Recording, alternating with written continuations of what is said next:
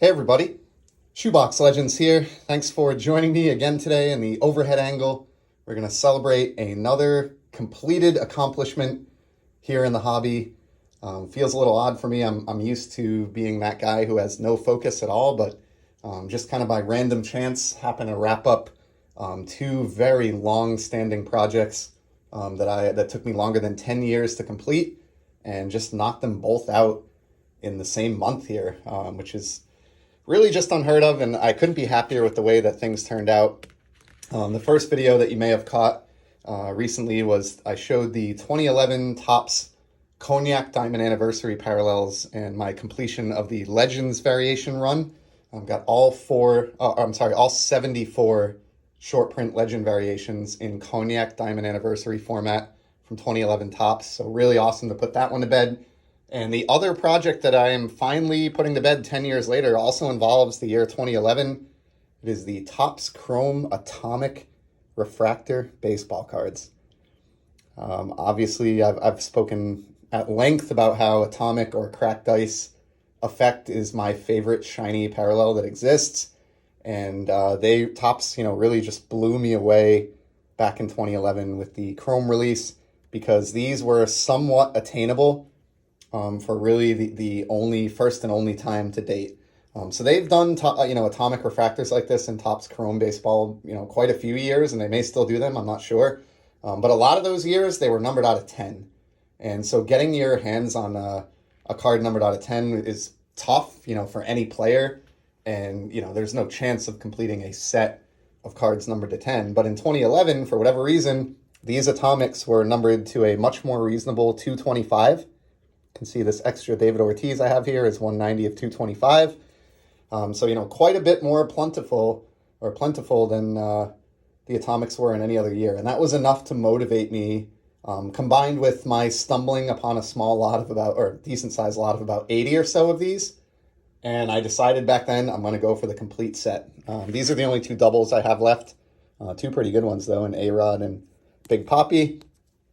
So started with my lot of 80 or so, and over the last 10 years, I have been on the hunt, just trying to pick up the missing cards to complete my set. And in the latest COMC order that arrived from the Black Friday shipping promotion, I freed my final 3 cards to go into the binder from COMC jail, so to speak, and I now have a complete Topps Chrome Atomic Refractor set from 2011 Topps Chrome. So this is a 220 card set in 2011. I have all 220, each one numbered out of 225. So we're just going to flip through the binder here and enjoy the atomic glory. Point out some highlights. First and foremost, this amazing Mickey Mantle card. I did reference in my Cognac video that Mantle was card number 7 on the Topps checklist for flagship in 2011. That was the case for Chrome as well. So this is not like a short print legend or variation or anything like that. They didn't do those for Chrome. This is just a base Mickey Mantle card, but man, is that a beauty. Andrew McCutchen, this one I got in the early days of joining YouTube. I think at the time I thought it was maybe the final. I knew it was one of the final cards that I needed to complete the set, and they just didn't surface. I mean, I went like 3 years without seeing a McCutchen after whiffing on one, and got a tip from a fellow YouTuber when this went up at auction, was able to bring it home. So just an example of collectors helping collectors to get my set completed. Here's the David Ortiz that we saw, the double of at the outset. So, I mean, again, these are just beautiful cards. Derek Jeter, that's probably a pretty decent card nowadays, I would imagine. What I found as time went on, as most of you probably would have known anyway, is that, card numbered out of 225 is deceiving. It sounds like it would be pretty easy to track these down with 225 copies each out there, but as the years rolled by, these either dried up, or maybe a player would be just a no-name common to where somebody wouldn't bother listing an atomic common card that was going to sell for $1 or $2. It's just not worth the trouble. So these became really tough. And this card here was actually the final card I needed. It was sent to me by my buddy Joe at Four Soft Corners, the Carlos Ruiz of the Phillies. He spotted this on Sport Lots. I had mentioned that it was the last card I needed, and he sent that to me in a tremendous care package recently. Here's a beautiful Miggy in the upper right here. Look how these cards dance in the light. It's just Fantastic. I wish they would give us Atomic in Topps Chrome again, numbered to like 200 or 250 or something like these, because I would love to chase. Not a complete set. I would never do this again after 10 years of trying to finally get here, but I would pick up, stars and favorite players if these were more available. There's Mariano Rivera. That's a big one there. So yeah, 220 cards in the set. I think the last 40 or so are rookies. There aren't a lot of big name rookies. Here's a beautiful Ichiro. Love that one. So just a good look back at the stars of the game from a little over a decade ago now. Continuing on here.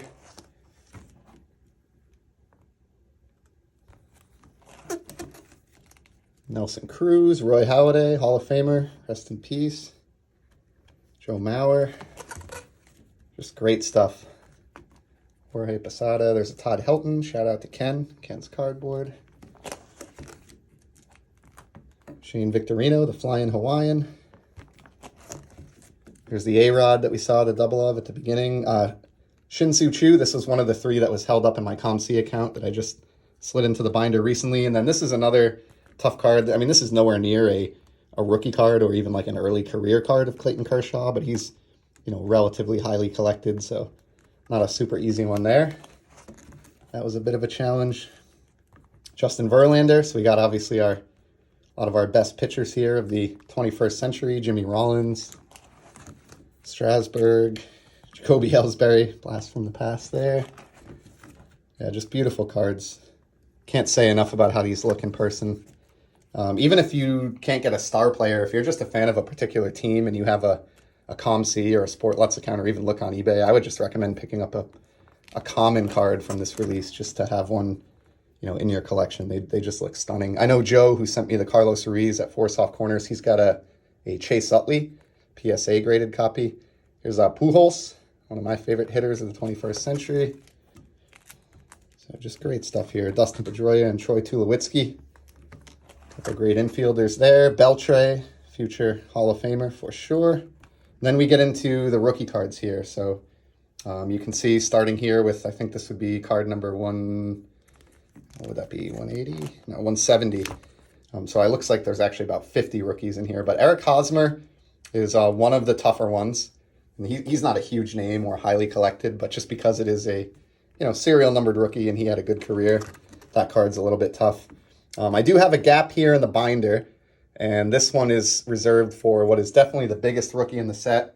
I do have the card, obviously, since I have the whole set, but I don't yet have it in the binder because it's a little bit valuable, and I just haven't been able to move it out of the one touch I have it in, but was able to secure the Freddie Freeman rookie. Of course, MVP, as these all are, numbered out of 225. This is copy 15. So awesome. I may move these into a Z folio at some point. If I do, I'll probably put Freeman in the set and free him from the Ultra Pro One Touch. But for now, he is in there. And yeah, most of these rookies didn't turn out to do a whole lot. There's one other notable one that I don't think we've gone past yet that I'll touch on, but some names from the past here. Darwin Barney. You guys remember that? Remember him, guys and gals? This is the other big one that I was thinking of here in the lower left, Chris Sale. So obviously, his career's been up and down. He's had some injury issues, but still a really good starting pitcher and one of the more prized rookie cards on the checklist. Then we finish it out here. I think this is the last full page. And then we move to these final 4. With it being a 220 card set, you do end up with 5 extra spaces here at the end. So maybe I'll put these Ortiz and A-Rod dupes in here and find 3 others that are cheap on Sportlots just to round this out. But that is the set. So that is the complete 220 card 2011 Topps Chrome Atomic Refractor set. And what's crazy about this, I am not the first person that I'm aware of to complete this.